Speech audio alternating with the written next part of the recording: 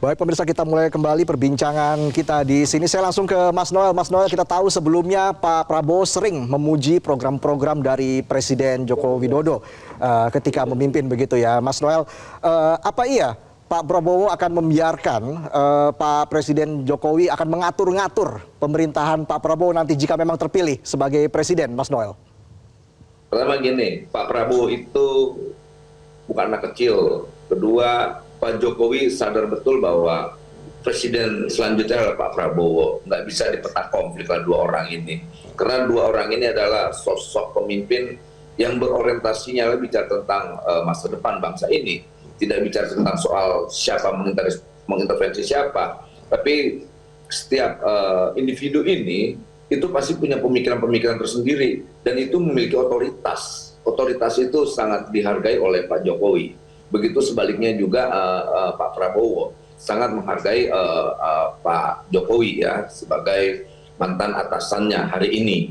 Dan kemudian besok Presiden adalah Pak Prabowo, dia banyak sekali belajar, tapi dia punya otoritas secara eksekutif ya, dia punya hak eksekutif, hak penuh sebagai pimpinan eksekutif, dan dia akan melakukan hal-hal yang sudah menjadi yang sudah ada di meja beliau hari ini. Banyak agenda-agenda besar dan agenda-agenda prioritasnya yang dia harus tepati, tidak bisa tidak. Karena itu akan menjadi tuntutan publik dan juga tuntutan kita sebagai kader bangsa. Dan dia akan fokus terhadap apa yang akan dia lakukan. Jadi kemudian ada cawe-cawe Pak Jokowi, enggak mungkin lah.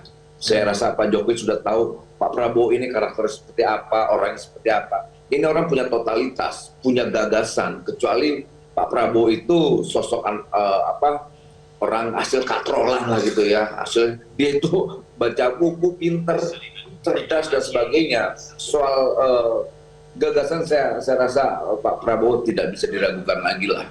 Kenapa dia bicara banyak hal tentang ke depan Indonesia. Sebetulnya kan dari 2019 juga ketika debat-debat beliau juga kan banyak sekali gagasan-gagasan yang original yang disampaikan Pak Prabowo dan kemudian terjadi hari ini gitu loh. Jadi saya rasa saya tidak meragukan ke depan Pak Prabowo itu punya original dan otoritas dalam kebijakan. Apalagi beliau akan menjadi pimpinan eksekutif ya di 2024 tanggal 20 Oktober nanti. Gitu kira-kira. Termasuk dalam penyusunan kabinet baru, artinya Pak Prabowo akan menentukan sendiri kabinetnya seperti apa tanpa cawe-cawe dari Presiden Jokowi itu, Mas Noel. Soal nanti penyusunan kabinet kan juga ya itu kan sudah diserahkan, apalagi ini kan pemerintahan Pak Prabowo Gibran ini kan pemerintahan berkelanjutan ya, kemudian nanti Pak Prabowo minta masukan dan sebagainya, karena kan secara ini kan pemerintahan itu kan tidak terlalu banyak berubah, ada Mas Airlangga, Bahlil dan semuanya itu Pak Prabowo ini bagian kabinet yang hari ini. Jadi sebenarnya nggak terlalu banyak perubahan lah untuk ke depan. Apalagi kan beliau menyampaikan berkali-kali bahwa pemerintahan Prabowo Gibran pemerintahan berkelanjutan, bukan pemerintahan bicara tentang perubahan dan sebagainya, pemerintahan berkelanjutan. Jelajahi cara baru mendapatkan informasi. Download Metro TV Extend sekarang.